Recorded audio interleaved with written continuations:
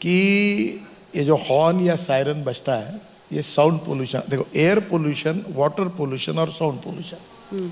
अब आपको कब समझ में आएगा, मैं 11वें मंजिले पे रहता हूँ नागपुर में, और सुबह मैं प्राणायाम करता हूँ तो मैं बालकनी में बैठता हूँ, हॉर्न और वो इतना डिस्टर्बेंस हुआ, तब मेरे ध्यान में आया कि मेट्रो जाती सामने से, उसका आवाज़ आता है।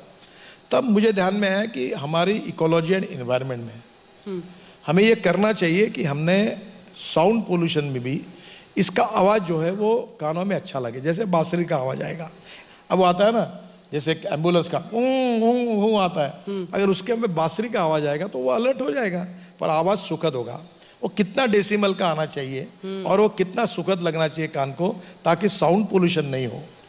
एयर पोल्यूशन के बारे में, वाटर पोल्यूशन के बारे में और साउंड पोल्यूशन के बारे में हमें बहुत अवेयरनेस बढ़ाना होगा, और निश्चित रूप से उसी के भाव से ये। आप कौन सा चूज करेंगे, तबला, हारमोनियम?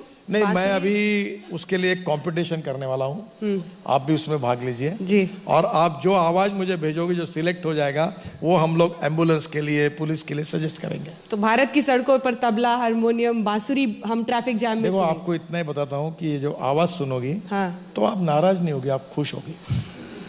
वो आवाज़ इतना सुंदर होगा कि आपको लगेगा। लेकिन विपक्ष कहाँ खुश हो रहा है सर आप लोगों के तबला, हारमोनियम, बांसुरी से? विपक्ष का कहना है कि आप लोग झांसा लोगों की आंखों में झोंक रहे थे, किसान नाराज है तो बिल वापस ले लिया, सांसदों को आप विरोध की आवाज को बंद करते हैं, ऑटोक्रेटिक गवर्नमेंट है, कोई भी मतभेद हो तो आप लोगों को बर्दाश्त नहीं होता।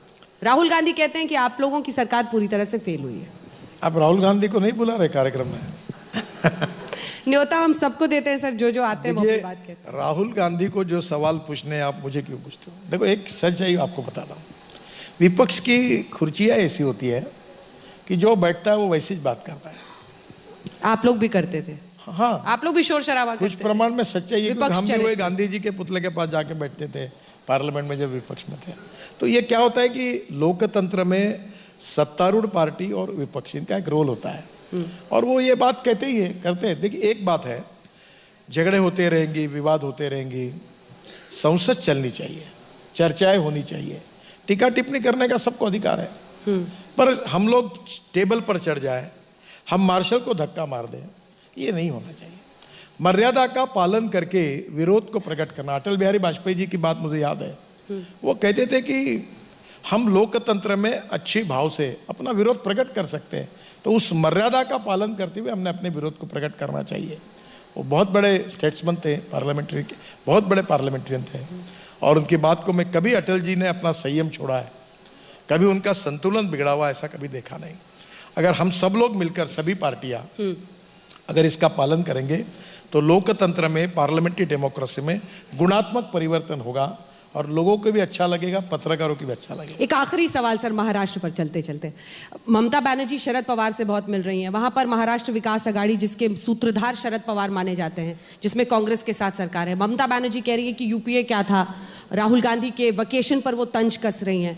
ये पॉलिटिक्स वहां का बदलता हुआ कैसे आप देख रहे हैं, जो तमाम क्षेत्रीय पार्टियां जुड़ रही हैं? बीजेपी को बड़ी चुनौती ममता देंगी शरद पवार के साथ मिलकर? नहीं, देखिए, मैं आपको एक बताता हूँ कि हर बार सत्तारूढ़ पार्टी जो होती है, रूलिंग पार्टी, उसके खिलाफ छोटी पार्टी इकट्ठा होती है, तो होते ही रहता है, और लोकतंत्र में सबका अधिकार है, और हमारे भी ताकत है, हम सबसे लड़ने के लिए तैयार हैं। नहीं, राहुल गांधी पर वो सवाल खड़े कर रही है कि उनकी क्षमता नहीं है नेतृत्व की। देखो, राहुल गांधी जी और कांग्रेस ममता जी पर सवाल खड़े कर रहे हैं, या ममता जी उनके ऊपर सवाल खड़े कर रहे हैं, इसका दोनों क्यों खड़े कर रहे हैं, इसका जवाब वो दोनों दे सकते हैं। और दोनों के बिहाफ, मुझे तो कोई एजेंसी नहीं मिली कि ऑन देयर बिहाफ मैं क्या जवाब दूं। आपको बड़ा प्रतिद्वंदी कौन लगता है? ताकतवर, दोनों भले एक हो जाए, भारतीय जनता पार्टी सब पे भारी है, और सब एक हो जाएंगे तो हम ही जीतेंगे, ये मैं विश्वास के साथ बता। चलिए, इसी टोन पर बहुत बहुत धन्यवाद आपका, तालियों के साथ अभिनंदन नितिन गडकरी जी का, हर सवाल का बेबाकी से जवाब। थैंक यू, धन्यवाद।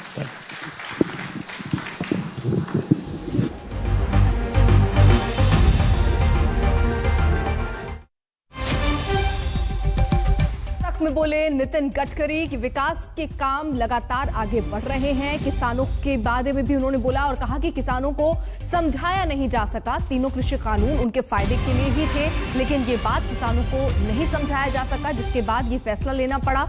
वहीं नितिन गडकरी ने रोड को लेकर किस तरीके के आगे के प्लान रहने वाले हैं, उस पर भी खुलकर बात